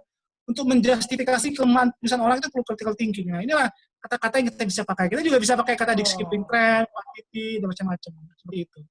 Itu Dil, kira-kira cara menulis yang baik dalam bahasa Inggris nih ya. Kalau bahasa Indonesia ya kita tinggal tambah aja, kita terjemahin aja dalam bahasa Indonesia. Iya. Mantap Mas, ini ilmu baru nih. Saya butuh ini. Ya, terus tadi apa ya? Ada lagi, ini juga penting nih. Kalian bisa download namanya Writeful. Apa tuh Mas? Writeful. Itu kayak aplikasi yang kalau bahasa Inggris ya, untuk melihat berapa kata yang dipakai orang itu dalam Google Scholar, dalam jurnal dan dalam buku. Jadi kadang-kadang kita bingung nih. Wait for atau waiting for atau waiting on. Kalau kita nulis bahasa Inggris kan? Iya. Kita mana yang paling baku ditulis oleh orang Inggris, ya kan? Maka kita cari di situ. Dia akan ngasih berapa persen orang pakai waiting for atau waiting on. Nanti kita ketahui, ternyata yang paling baku itu kata-kata ini. Itu sama kayak Grammarly nggak Mas? Grammarly lebih ke grammar, itu lebih ke kehukuman dipakai orang. Jadi academic writing namanya, ya. Kita nggak boleh pakai kata-kata yang vocab dalam kita writing kan, nggak boleh kan? Betul. Kita harus pakai academic sense-nya itu harus akademik, ya. Kata-kata tools-nya harus akademik. Nah, ada website namanya Writeful. Coba cari di Google namanya Writeful, ya. Apa Writeful? Ya, Writeful. Google ya. Nanti diinstal di komputer, nanti dia masuk ke Microsoft Word nantinya. Dia Harus diinstal ya, harus diinstal. Diinstal Writeful. Oh ya. Writefulapp.com ya Mas ya? Ya, itu. Coba di screenshot. Oke. Saya kasih ininya ya, linknya ya biar teman-teman bisa. Nah, ini teknik tes ini nih ilmunya nih Mas. Ini ilmu. Ya. Nah, ini diinstal di komputer, nanti bisa di-connect ke Microsoft Word. Jadi kalau kita bingung menuliskan stuck ini kira-kira kata apa yang tepat, on atau in atau apa, nanti kita bisa lihat, ternyata Google Scholar mengatakan bahwa kata ini yang lebih umum dipakai ketimbang kata-kata ini. Nah, itu kemudian kita tahu, ternyata kata-kata ini lebih akademik ketimbang kata ini. Itu kira-kira manfaat dari Writeful. Ini yang Grammarly ya? Ini ya? Ya, ini website-nya. Ya, Writeful. Itu untuk nulis ya. Okay. Kalau untuk mengedit ada, Mas Budi, mengedit grammar apa namanya selain Grammarly ya maksudnya, mengedit misalnya parafrase tapi dalam bahasa Inggris misalnya. Sebenarnya Grammarly sih yang efektif ya, tapi bayar ya kan. Tapi ya saya sangat terbantu oleh Writeful, benar-benar sangat terbantu oleh Writeful ya. Oh, Jadi Writeful. Writeful benar-benar Jadi kadang-kadang Grammarly itu kan dia kayak robot ya kan, dia kayak robot. Ada kata-kata yang sebenarnya nggak pantas, tapi dia pakai. Iya. Nah itu yang harus kita harus kita joinkan dengan Writeful. Jadi kalau di Microsoft Word saya itu ada Mendeley, ada Writeful, ada itu. Ada apa? Ada Mendeley itu buat Grammarly ada. Hah? Mendeley buat reference. Oke. Buat reference. Jadi kan kita pernah tahu Mendeley nggak? Pernah pakai Mendeley? Saya belum pernah tuh. Wah, harus ada pelatihannya tuh. Penting itu Mendeley. Oke. Jadi kalian kalau bikin referensi kan ke Mendeley caranya. Kayak buku bank referensi dia. Jadi kita nggak perlu lagi nulis pustaka di belakang. Dia langsung otomatis tersambung dengan jurnal-jurnal internasional. Jadi kalau kita ingin cari tema apa dia kayak Google Scholar, tapi dia harus. Jadi kalau kita mau referensi, ini katanya si A misalnya, kita langsung ketik aja Mendeley, nanti muncul pendapat A itu langsung terkutip di tulisan kita di Microsoft Word. Ya. Jadi Mendeley itu penting. Ya, Mendeley atau EndNote atau Zotero ya kalau dalam politik. Nah itu ada sesi khusus tuh dia. Ya Mendeley maksudnya. Oh Mendeley atau Zotero ya. Ada itu sebenarnya Mas Budi, mungkin juga teman-teman bisa mungkin berbagi juga. Kalau saya itu biasanya untuk parafrase pakai ini, tapi nggak tahu kalau Mas Budi ya. Sekalian kita bongkar ini berbagi teman-teman. Kalau saya pakainya Quillbot itu untuk parafrase. Jadi kalau misalnya ini ada bahasa Inggris kita sudah kita cek kita sudah cek di Grammarly sudah, cuma Grammarly kan hanya ngecek grammarnya saja. Tapi kalau untuk parafrasenya kan putus-putus ya. Putus-putus ya? Oh, ya putus. Masih putus-putus ya? Enggak. Halo. Iya putus-putus nih. Oh iya. Katanya kata Mas Rohim ini buat parafrase katanya Mas. Oke. Ya ini parafrase. Jadi putus-putus ya? Ya udah. Iya putus-putus. Mas Rohim putus-putus suaranya Mas. Internetnya nggak bagus ya, udah nggak apa-apa.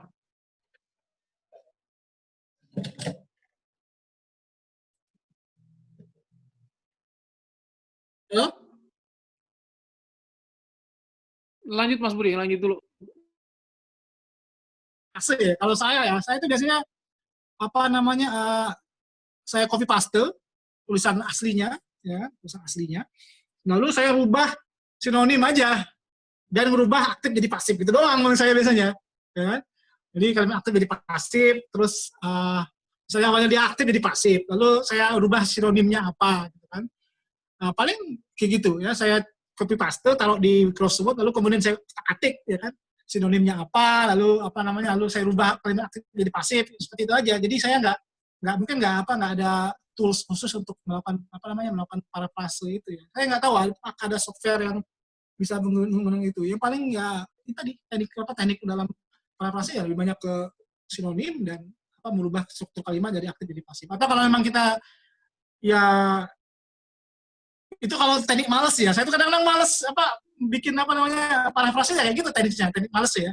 Kalau teknik rajinnya saya harus baca bikin kalimat sendiri gitu kan. Tapi otak harus kerja. Dan kalau teknik malesnya cuma merubah sinonim lalu rubah aktif jadi pasif. Ya, kita teknik males ya. Tapi kalau teknik rajinnya ya kita harus bikin kalimat sendiri yang pakai kalimat kita gitu. Mungkin Mas Roy lanjut tadi gimana? Queen Oh iya. Sekalian ya tadi itu benar juga Mas Budi juga seperti Mas Budi juga kalau biasanya memang kita parafrase dengan mengubah kalimat misalnya predikatnya dimajukan atau objek jadi subjek dan sebagainya. Tapi kalau ini membantu sebenarnya buat teman-teman juga yang misalnya mau menggunakan ini bisa juga. Jadi pakai Quillbot ini kelihatan ya. Jadi nanti ketika ada kata-kata bahasa Inggris sudah jadi, kita sudah cek dengan Grammarly penting ya. Saya juga pakai Grammarly karena saya editor jurnal juga. Jadi setelah itu kita supaya aman dari Turnitin atau cek plagiasi dan sebagainya, boleh jadi kita hanya ngutip dari suatu kalimat tanpa diedit.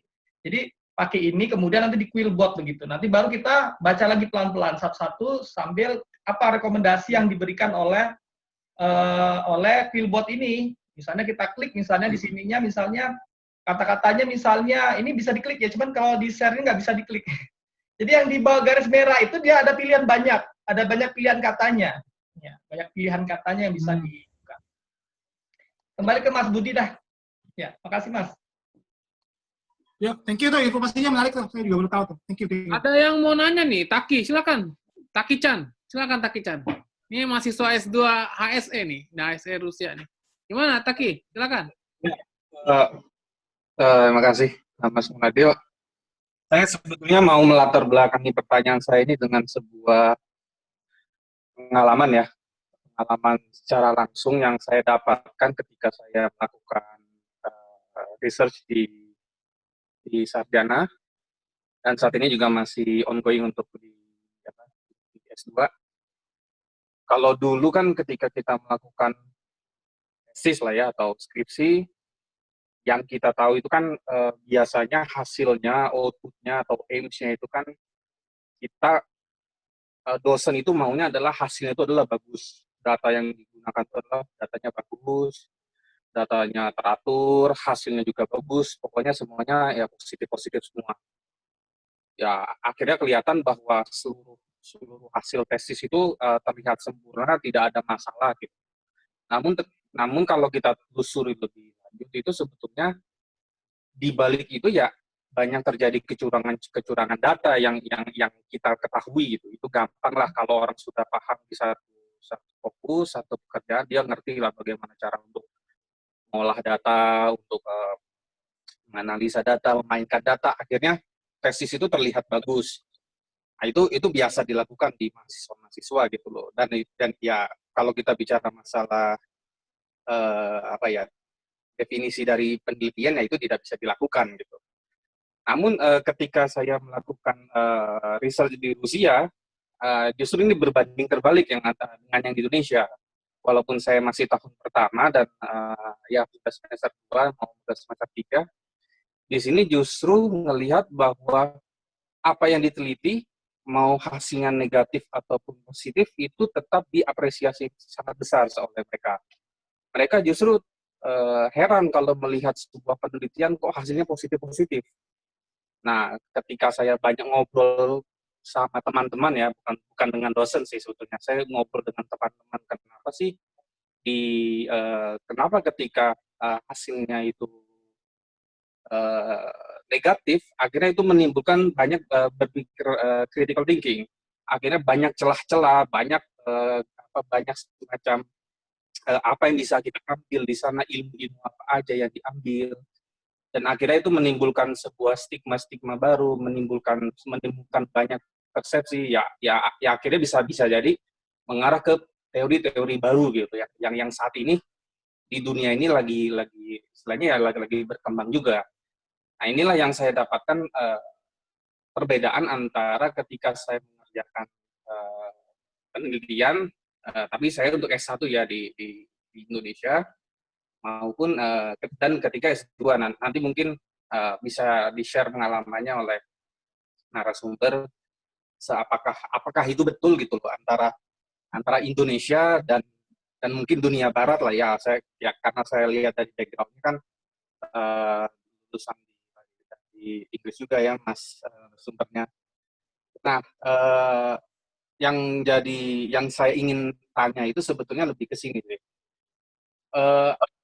Mungkin ini lebih ke pendapat dari narasumber.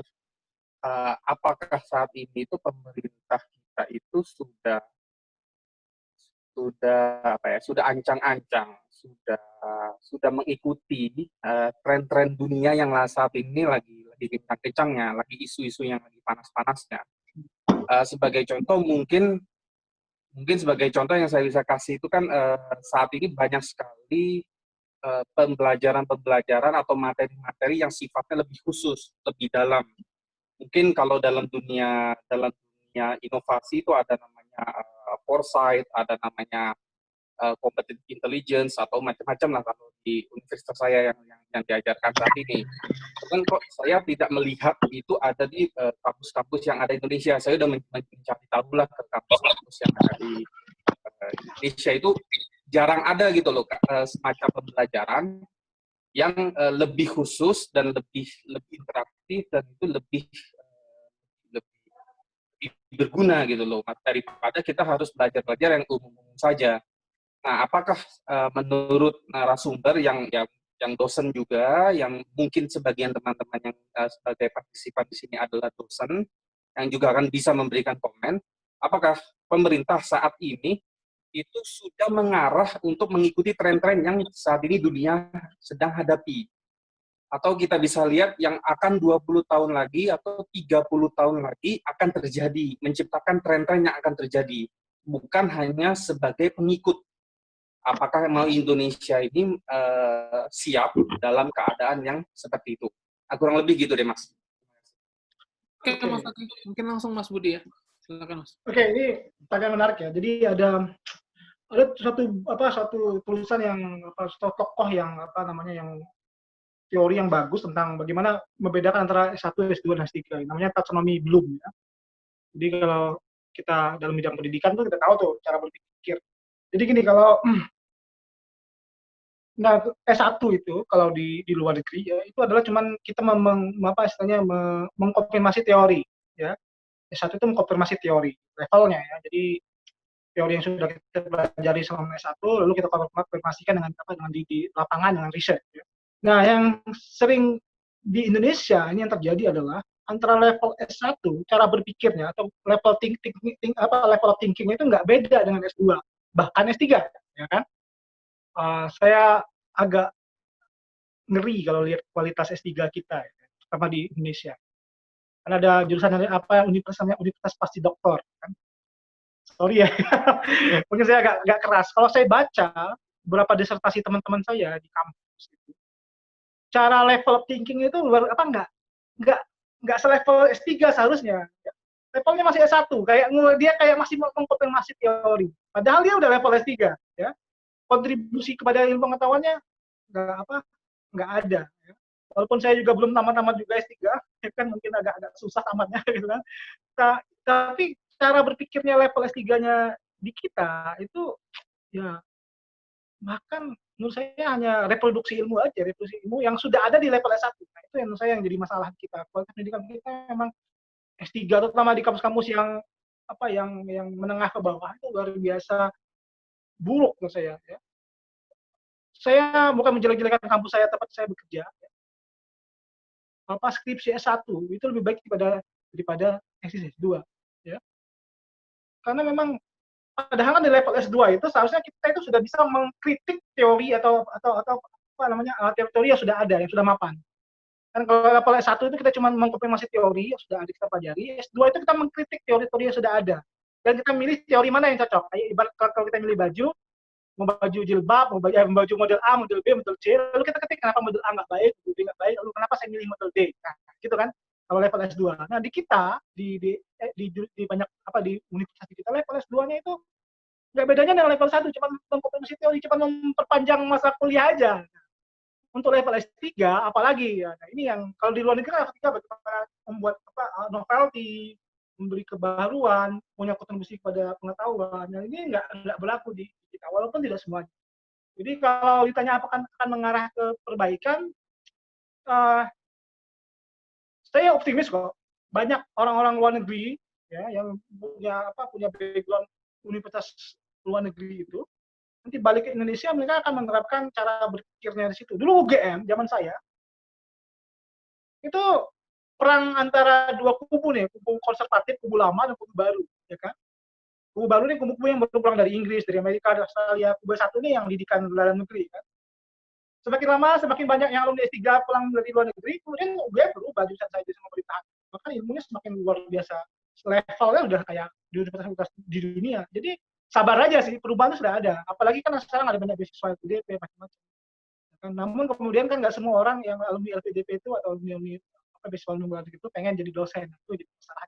Kalau bisa jadi duit di luar ketimbang jadi dosen. Kalau menurut saya sih bagi orang-orang yang alumni universitas luar negeri seharusnya mereka bisa menerapkan ilmunya di kampus. Kan kampus tuh Gajinya kecil mas, dosen mas. Apa? Gajinya kecil dosen mas. Iya ya. Gajinya kecil, apalagi tinggal di Jakarta, swasta ya. Aduh. Belum lagi mesti ini banyak administrasi ya kan? Nah, mesti. Ya, banyak kan alumni luar negeri kita kan, misalnya adik saya sendiri alumni Imperial College London kan, di Imperial. Dia nggak senang jadi dosen, dia senangnya jadi kerja di perusahaan swasta, kerja di Peneliti ya, di luar ya. Yang jelas gajinya, kapoknya. Jadi besar gajinya, jadi mending sebagai dosen ya. Itulah kenyataannya. Kira-kira gitu, Dil. Oke, mungkin ada lagi? Mungkin atau kita cukupkan nih, udah pastian nih. Mas Budinya udah banyak, udah cukup. Kayaknya udah hampir 2 jam juga kita ya. Wah, gila ya. Terima kasih tadi info tentang para saya juga belum tahu. Iya. Dari Mas apa? Dari Mas Nur. Mas Rohim. Rohim. Beliau dosen UIN Jakarta, jurusan hukum, dan ini dia redakturnya jurnal Cita Hukum yang Sinta 2, Mas. Oh, mantap. Hanya sekaligus kenalin juga nih Mas Rohim. Oke, ada lagi yang kurang mungkin? Teman-teman ada yang mau bertanya atau cukup ya? Mungkin selebihnya nanti mungkin ada yang lain juga informasi diskusi-diskusi selanjutnya. Nah, akan kita informasikan di Facebook ya Mas Rohim ya. Facebook dan kemudian sosial media, nanti kayak kemarin mungkin sementara ini sih masih mungkin pamflet terus diselebarin segitu aja. Dan saya juga jujur nggak nyangka apresiasinya luar biasa untuk reading ini. Mungkin ke depan juga bisa kita buat diskusi juga misalnya tentang Mendeley ya Mas ya. Iya. Kemudian mungkin yang lebih spesifik lagi buat metodologi kayak NVivo, SAM itu kan buat teknik aplikasi-aplikasi yang udah memudahkan buat penelitian tuh sebenarnya udah bisa kita gunain biar cepet juga, ada data masukin udah langsung keluar analisanya gitu kan. Sekarang udah canggih ya Mas ya? Ya, nggak beda zaman kita dulu ya. Sekarang udah canggih, mungkin gitu teman-teman. Terima kasih buat materi dan teman-teman sekalian. Mohon maaf bila ada salah-salah kata.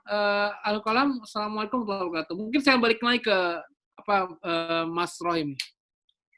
Ya, terima kasih moderator dan juga terkhusus yaitu Mas Budi Kurniawan selaku pembicara pada hari ini. Kami dari ICMI Rusia, saya selaku panitia, dan juga Pak Fauzi nanti closing statement, kayaknya closing statement Pak Fauzi. Jadi kita insya Allah nanti kita selalu mengadakan acara webinar dalam bentuk Zoom ini dan bentuk diskusi, dan kita yang terdekat adalah melakukan diskusi serial yaitu Islam di Rusia. Itu bagian daripada dakwah kita. Dan kemudian selain itu juga kita melakukan diskusi umum dan pelatihan sebagaimana pada hari ini, bagaimana menulis, sebelumnya bagaimana mempublikasikan karya dan sebagainya. Dan alhamdulillah antusias dari teman-teman semuanya, baik semuanya dan sangat semangat semuanya. Ya, mungkin itu dari kita selaku panitia. Ada tambahan Pak Fauzi selaku Ketua ICMI Rusia? Ya, sekali lagi saya sampaikan bahwa saya senang sekali silaturahmi kita ini, sharingnya. Cuma sayang memang informasinya terlambat. Saya udah keburu lulus tahun lalu itu. Mungkin kalau dapat informasinya setahun yang lalu, mungkin tesis saya lebih bagus kali ini. S3 Pak, S3 lagi Pak. Ya mudah-mudahan bisa digunakan untuk ke S3 nih. Ya sekali lagi saya ingin ucapkan terima kasih pada Mas Budi atas sharingnya yang sangat berharga.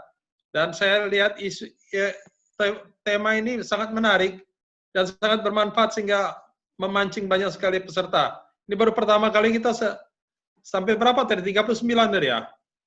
Total ya? Cukup. Ini luar biasa buat kita.